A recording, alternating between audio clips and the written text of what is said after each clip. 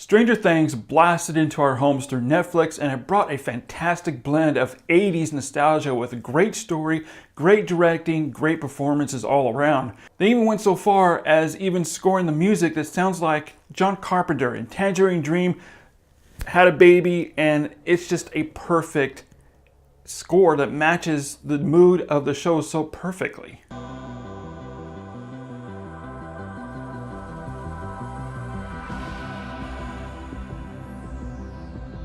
So let's discuss what's happening in the show. We know the main story is about Will, who mysteriously disappears. At the same time, there's a girl who has some special powers who helps Will's friends find him, as a secret government agency is also hunting them down. But the story really started decades earlier with a shadowy secret facility called Hawkins Research Laboratory, led by Dr. Brenner, who works for a group called MK Ultra. Now, during my research for this video, I actually looked it up, and this is a real project back in the 70s and early 80s, dealing in experimenting with mind control and altering the capacity of the human mind through the use of drugs. But in the show, Dr. Brenner wants to use the project for his own means, and through the years, he had many test subjects. We know this because the girl's name is 11, number 11, hence the 11th subject. We also meet one of his earlier test subjects, Trisha Ives, who also happens to be Eleven's mom, who is now drugged out of her skull. She too must have had special powers, otherwise it wouldn't make sense why Brenner would be so interested in Eleven even before her birth. After Trisha gave birth, Dr. Brenner took Eleven. From birth onward, Dr. Brenner formed a father-like relationship with Eleven, as we can see here when she calls him Papa. Stay in here, like before. Yes, Papa. But this is all in order to persuade Eleven to trust him to take part in these mind-altering experiments. But Dr. Brenner wants to try to harness her power and control it as a possible weapon. He puts her in a deprivation chamber to try to harness her powers, which he calls the bath. Here she's able to concentrate her mind enough to focus on a single subject that could be thousands of miles away. As we see here, she focuses on a Russian general. However, there's been a lot of speculation. Some people think that this blackness that she's in is the upside down world, but instead it's her own vision. You can relate this to how in X-Men, Professor X uses Cerebral to locate other mutants. It's the same principle and concept. She opens her mind's eye to see. And clearly, Dr. Brenner and his team are trying to harness her power and use it as a potential weapon against our enemy, the Russians. After all, this was in the 80s during the height of the Cold War. He puts her back into the deprivation chamber. However, this time she encounters something else. And in her first encounter, she runs away in the emptiness of black when she wakes up screaming to be let out of the chamber.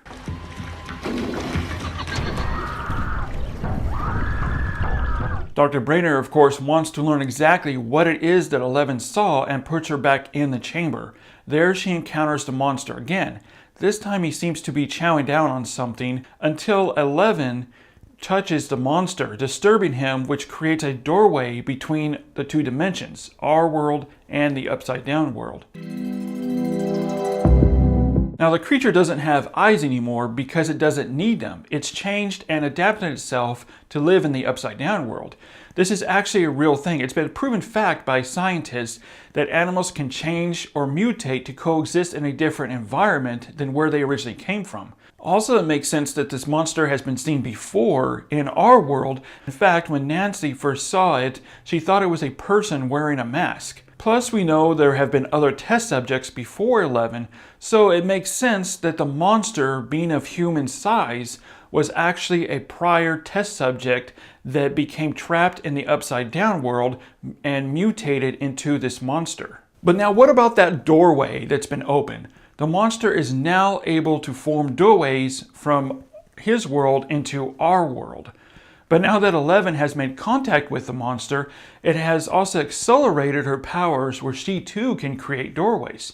Now this isn't the only thing that ties them together. So now the doorways are the next step to Eleven's powers, tying her and the monster even closer together. It's another dimension of our world.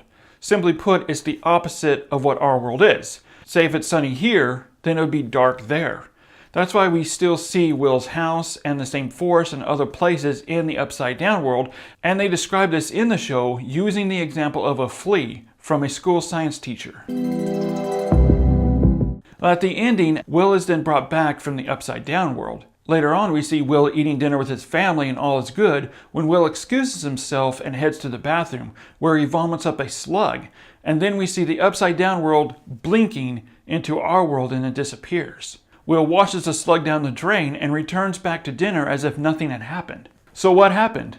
First, the blinking of the upside down world into our world is symbolic, that the upside down world is now part of Will and he can't ever go back to be normal, being permanently affected by his experience in the upside down world, and could also be changing himself. Which explains the slug. Earlier we see Joyce and Hooper exploring the upside down world trying to find Will. They find Will in a cocoon-type webbing against a wall, and it's obvious other people have been there as well, as we see bodies and skulls.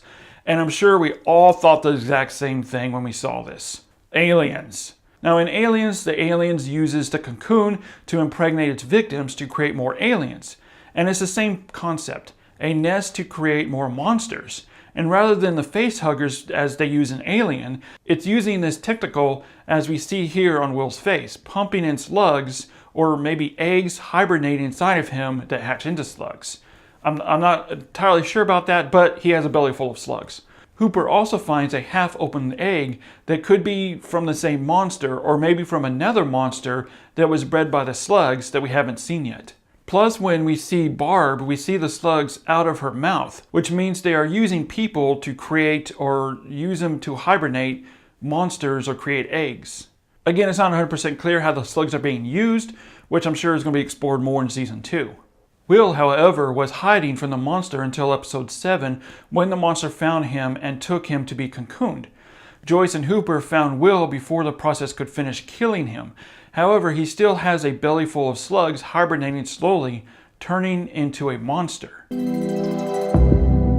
Throughout the season, we see flashbacks of Hooper's daughter in a hospital sick and eventually dying from cancer. When Hooper and Joyce are looking for Will in the upside down world, Hooper stumbles across a stuffed bear that belonged to his daughter, which we saw his daughter have in a hospital bed and during flashbacks. So could Hooper's daughter be in the upside down world or have been in the upside down world? Well, here's a theory I have, is that her death may have been a hoax by Dr. Brenner and his team, and they took her to be another test subject. We have seen Dr. Brenner and his team falsify deaths in the past, so it is plausible that Dr. Brenner could have caused her to be sick, faked her death, and then used her as a test subject, and she got trapped in the upside down world. At the tail end of the season, we see the gang back together playing another game of Dungeons & Dragons, just as they did in the opening of the show. And just as the game foreshadowed things to come in this season, there were also things foreshadowing to come in Season 2. After the game ends, the kids are arguing about the loose ends of the game. Plus, the doorway back at Hawkins' lab is still open. No one closed it, so there is still an open doorway from the monsters' world into ours. And we also see a board full of newspaper clippings. There is so much stuff in those clippings, guys. If you can, go back to that scene, freeze frame it, and read those newspaper clippings. Well, guys, we hope you enjoyed the video, but now we want to hear from you. Do you agree with our explanation of the series, or maybe do you have a different idea? Either way, guys, let us know down below. As always, guys, thanks so much for watching. Thanks for commenting, liking, and subscribing, and we'll see you next time.